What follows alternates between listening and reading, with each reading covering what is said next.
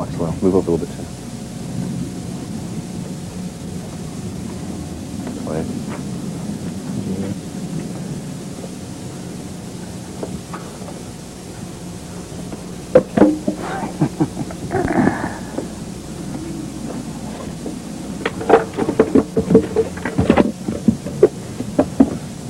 Hello, gentlemen. And here we are. New record, new tour. Let's talk about the tour first. How is this different than last year's? Not much, really. The halls are a little bit bigger, but that's the only substantial difference there is. I see you have a set sort of this year. Sort of. We wanted it to kind of feel as if we were in our living room, and you know, you're there rather than, hey, look at the guys on stage. You know, of course, it is a stage. It looks like a high school set, but you know, it kind of adds an air of corniness and kind of charm, maybe. And it doesn't look like anyone else's stage either. I kind of wanted to have like a little chair on my side and a lamp and a palm tree, but that's a little bit much. I mean, I don't have a palm tree at home. We couldn't fit it in the bus. That was the trouble. Your lighting is always a little different than anyone else's. I've seen actual lamps laying on the floor. We try to do a lot of different things because you just see so much of the same boom, bank of red lights on someone, and we try to get away from that. Plus, floor lighting is great because it makes you look like Frankenstein, and it comes up like this. It's very spooky. We kind of resent the whole idea in rock and roll where you have a spotlight. Look at this guy. Look at what he's doing. Oh boy, he's expressing himself now. You know, I should naturally be attracted to what's happening. You know, so I watch the guitar player. I'm a guitar player, so when I go see a band, I go watch the guitar player all the time, and I don't care what the drummer, the bass player, the singer are doing. Other people, they look to see, you know, what the new haircuts are like or whatever, and this way you're kind of more free to focus on what you like. Also, it's a little bit more indirect, so there's a nice kind of pattern of shadow, dark, light. It's not natural, because anything you do on stage isn't natural, but it's more the way the real world looks, maybe. Indirect kind of is the way the songs are lyrically too sometimes. Although now I read a lot that says that lyrics are more understandable on the new record. They've always been fairly understandable, if not 100%, at least to me. But the idea is it's not so much whether you can understand it, but the fact that they don't always make lyrical, linear sense. That's the main thing. Most rock and roll, you know, has a story. It mostly has to do with a guy and a girl and what happens. In his car. In his car. And although that's not a bad story, I like cars. I like girls. We have cars. Yes, we have cars. Girls. Let's keep a lid on that one. But you know, there's a million ways to tell a story, and if you're going to sing a love song, it doesn't always have to say I love this girl for this reason. It can be a bit more oblique, and sometimes it just confuses people, and sometimes people aren't used to hearing a rock and roll song where they don't have it spelled out for them. That's okay.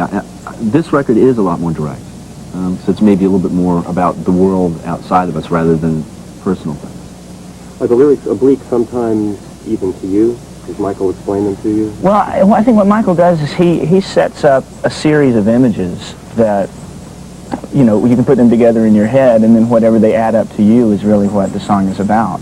Usually we know exactly what he's talking about, pretty much. I mean, I know names, dates, and places of some of the people he's writing about. But sometimes, I'm sorry, go ahead. No, sometimes you don't. I don't want to know sometimes. I enjoy interpreting it myself, and whatever his ideas make me think of, I really like a lot better than sometimes what the songs are really about. I understand sometimes he even changes them when someone writes in and says, I really like the song that's about such and such, and it's not. Well, plus if you're trying to get something across, there are a lot of ways to do it, and just because the way you did it on the record doesn't necessarily mean that's the only way to do it. I mean, I sing different things from night to night just in what I do, but they're generally, you know, they're coming from the same idea and they're approaching the same area, but you don't always have to say exactly the same thing. What was it like working in Indiana with Don Damon? A great experience. A lot of fun. Don is a real good producer. Each producer we've used has been really good in their own way. This time we wanted to work with a producer who was a bit more focused, because we wanted to make a more focused record, and the record was more direct lyrically, and the songs were a little bit more direct in structure than some of our previous albums, so we felt that this album deserved more of a direct production job. So Don was Don's records are probably the best sounding rock and roll records in the top 40. I mean, they're rough, but they sound great. They have good drum sounds, but it doesn't sound like, Frankie Goes to Hollywood or whatever. And there's the real feel of a real band playing, and that's kind of what we wanted to capture this time. And the engineer has to get a lot of credit. Everyone tends to overlook the fact that the engineer is the person who actually originally gets those sounds. The band and the producer can shape those sounds and bring some things up and some down, but Greg Edward, who engineered this, is a real whiz, a real master at what he's doing, and I think he deserves a lot of credit. And if we keep mentioning his name, maybe his price will go down. Well, did Mellencamp hang around and bug you guys? Oh, he was just a real pain, let me tell you. No, he was on tour. He was just coming home from his tour while we were there, and he came in and introduced himself. He was very nice, very friendly. I like the guy. Yeah, he went out of his way to be friendly, because I think he's had a reputation in the past of being pretty tough. But that's understandable. You have to have things your own way. But he was just a really nice guy. He's the kind of guy you'd probably like to have a beer with and cruise around in his car, and And what a car! And what a car! He has a '58 Impala. That's the most beautiful thing you've ever seen. Convertible, white, red interior. Ooh. Just beautiful. Yeah. I get the impression that you guys almost celebrate southernness in your record, and that hasn't been done for a while in rock and roll. Am I right in that, or is it just because you're from Athens? Or, Southernness, I hear that's true. Civil War imagery, and it just seems real southern to me, but in the kind of decaying southern mansion way. Are you saying that we're decaying? Southernness really got a bad rap for a long time, due to certain bands. But, we grew up in the South. I love the South, and I think we all do. There are so many good things about living there, the pace of life, the friendliness and openness of the people. And plus there is a more tendency in the South to look around you and know where you are and know how where you are affects what you are. There's more of a sense of place. I mean, you go out to California, and I enjoy California, but I mean, it looks like it was built somewhere in a factory and sent there. Aside from the scenery, which is beautiful. Well, the whole thing of L.A. looks like a Hollywood set. I mean, it looks like it was built just to be good on television. I don't know if you listen to our records. You can pick up things. I know I do that are Southern, but we're not a real Southern band in the South's going to do it again type thing. And we don't ever try to say, well, let's just show them how Southern we are, but there are certain things that come up into what we're doing because of the fact that we did grow up there. It's just like, well, in a way, like Nashville is. Nashville was the outsider's place in the early 50s when all those people, when Hank Williams was starting out. No one had ever heard of hillbillies making good music. Ha! They laughed. Well, that's still the way it is about the South sometimes, I mean, we played in this little town, around the South, all through the South for about 2 years. Didn't mean anything. We had big audiences, sold a lot of tickets and stuff. Went to New York, played once, and we were famous. And that's good, because I like to be outside of the beaten path. Is that why you live in Athens? Yeah, you can't get too much farther away from the beaten path than Athens. It's a great place to relax, too. It's a wonderful little town. It's just a quiet college town. It's kind of like Mayberry, except not quite so. Not quite that cool. Are you guys fans of Mayberry, Andy Griffith? Oh, yeah, I love that show. Yeah. We're all members of the Andy Griffith Rerun Watchers fan club. It's one of the best things about being on the road, because every city has reruns. They're always on at different times. I saw one at 2 in the morning last night. Yeah, I saw one at 4 in the afternoon the other day somewhere. Yeah. It's great. It expresses a lot of things about Southern, the very slowness of Southern life that's good if you want it, instead of, people having to go here and go there and knocking you out of the way to get there and all that.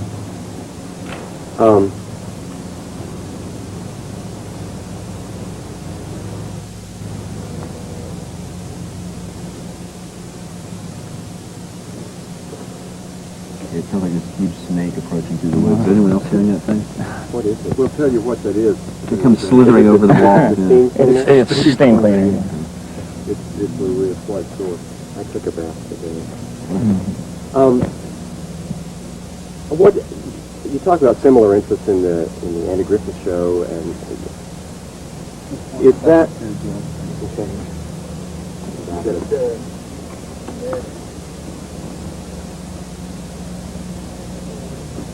Yeah. Change your battery. My voice not coming through very good? Maybe because I was sitting on it.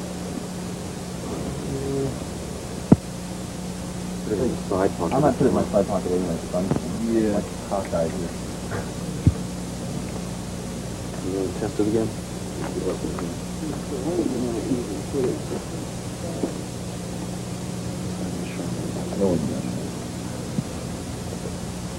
It just sort of dropped out all of a sudden.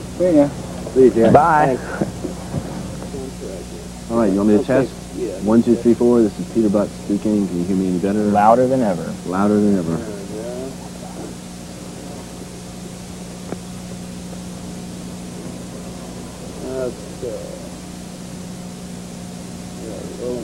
Okay. Wait, another check? Here's another check from me. 1, 2, 3, 4. Another check. 1, 2, 3, 4. Okay, very good. We're rolling? All right.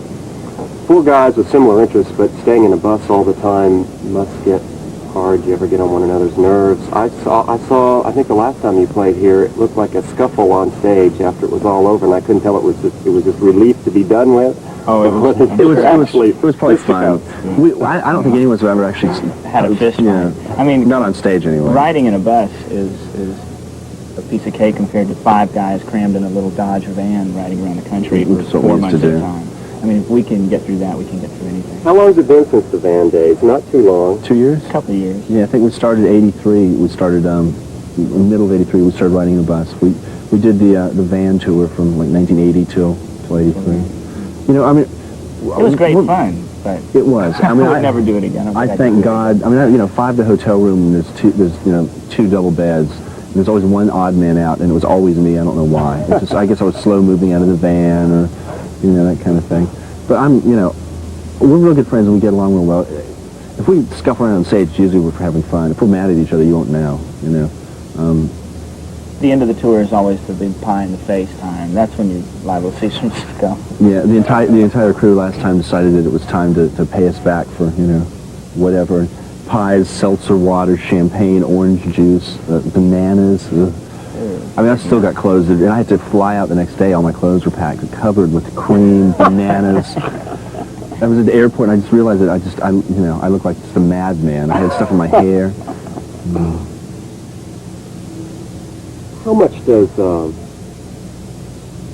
the mystery that's created sometimes by misunderstood or not understood lyrics and the moody lighting, and sometimes the mystery that's created in your album graphics and notes and stuff, does that ever create problems with your fans? I mean, does that attract them, you think? Oh, the fans love it. It's the critics that can't stand it. I mean, because they don't know what to write about. The whole idea is that if it's open like that, obviously we have things to say and we are saying things, but there's no point in spelling it out and hitting you over the head with it. The whole idea is the more you dig, the more things you find, and there are a lot of things to be looked for and to be analyzed and thought about if you want to look at it. That part's also real good for sweeping floors while you have it on the stereo. Good driving music. But when I grew up, I'd always be excited when I'd get a record, and about half the records I'd get, you'd play it once, and you go, well, I know what this record is all about. And then the other half of the time you'd listen and you'd understand maybe how the songs relate to each other, or maybe the cover makes sense, or you pull out the insert and you have all these pictures you don't understand, what is it, and then you figure it out. It's not being obscure for the sake of obscurity, but there's lots of things that we purposely put in records that you can find that aren't the main focus of the record. And I think that's great. I love records that kind of intrigue me, that keep me going. Rock and roll is kind of all about mystery. I mean, it's basically, music made by fairly dumb people about half the time, and with the simplest rudimentary tools. And yet it's something that you can't measure it in any way other than this mysterious factor. It's also about being human, and a very humanistic thing to do, and by doing something different and unusual, we show that, I like to think that it shows that it's not just some machine or cranking out these records. Little noises we put on the record, little talking, or little 4-second tapes of something we did in the studio. It's all to show that there's somebody behind this thinking about what they're doing and having some fun and putting little fun things into it that will separate it from just mass-produced records. And it shows, our personalities. I'm not a businessman, and most rock and roll records, you listen to them, sound like it was made by a corporation in an office somewhere. Oh yeah, well, Sting, he's big. So let's get someone that sounds like the Police, and boy, we'll get that Afro-funk drummer, and we'll get, oh God, what else? A heavy metal guitar player and get a really great haircut. Solo with you know, and then we've got a hit record, and that's not the way it works. You know, our records and covers and our concerts, the stage sets, our advertising, the fan club stuff comes out. It represents us and our personalities. And if it's a little bit left field or you don't understand it, well, tough. You probably wouldn't understand me. You know, I wouldn't invite you to my home. So. Speaking of covers, made me think of cover tunes, and you include one on this record, I Am Superman. Oh yeah. How did you find that? And it's my fault. It's all my fault. It is all your fault. He gave me a copy of the record 1980. 5 years ago, 6 years ago, and he said, "Here, you're going to love this." And I put it on, and it was great. So we would listen to this. We're the only ones in town, except for a friend of ours that collects records, that knew about this. And we played it for years, and then Bill Berry and I started a cover band called the Corn Cobwebs. And we did that song, and Michael heard it and went, "Wow, that's great. Where's that? Let's do that." And so we went in the studio and cut it for the record, and it turned out so well. It was so great. It's something we've been planning to do for years. I mean, for 6 years we'd said, well, God, we really got to work that up. But we write so many of our own songs that to sit down and learn someone else's just seems kind of ridiculous. And Mike did it. You know, Mike finally had the energy to do it 6 years on. Two chords really took me a lot of time. but you sing it too, don't you? Well, yeah, I knew all the words. So. That's what happened. Michael didn't know the words, and so when it came down to the record, Mike sang lead, and we just said, "Michael, you sing exactly what he's saying a couple seconds afterwards." You know, and I don't think Michael has ever heard the record yet. You know, so. Covers, you've done other covers, haven't you? I mean, you do a lot of covers in concerts that never make it to a record, but we're real glad to hear a cover of something. Yeah, we do some on B-sides of singles, too. You know, obviously we're songwriters, and doing our own songs is the most important thing to us, but I love doing other people's songs. It gives our audience a clue as to what's influenced us. Maybe it'll turn them on to a really interesting song or an interesting group. Sometimes it's just dumb fun. So, and it's a real thrill to be able to actually play a song that maybe you grew up listening to on the radio and you've always loved that song, and then to actually be able to sit down and play it that loud. it's really fun. It's a real charge. We got backed up Roger McGuinn a couple times from the Byrds. He did. That was such a thrill. We did Rock and Roll Star. Yeah, so he wanted to be Rock and Roll Star, and they did one of our songs, Shaking Through, which is a lot like, I didn't know it, but he told me a lot like Feel a Whole Lot Better, a song of theirs. I mean, it's got the same 2 or 3 chords, but then again, you know, D, B minor, and A isn't something you can really patent, you know.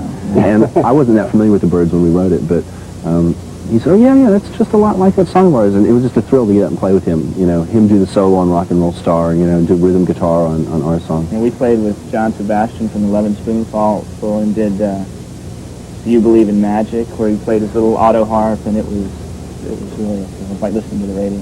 Yeah, it was fun. You know, I like to do it to like make little tributes to the people we love. The Click, the group who did I Am Superman, I've never heard of. But it's just a really kind of off-the-wall song. I hope someday we meet those guys. Was it ever a hit? Not that I've ever heard of. It was the B-side of their single, I believe. The single wasn't marked here, but the A-side was the Tommy James and the Shondell song. That someone told me they remember hearing on the radio. So they put that out as their single, and then we just happened to discover the B-side. That's good. That's it for the interview. Okay. That's great. We've got to run the sound check. So thanks a lot, y'all. Sorry it was such a hurry. Sorry we were late. I'm going to have to watch No, we're taking the mic. Probably might be difficult. Yeah, I'm sure I'll be lost. I have a pretty decent sense of direction. It's not that decent. I suppose we'll come back for Yeah, that's next. You're going to go back with Thanks a lot, guys. Sure, thank you. Yes, sir. Can we get Really still pictures, Gary? Yeah. And are you all through with them? You already taken it down?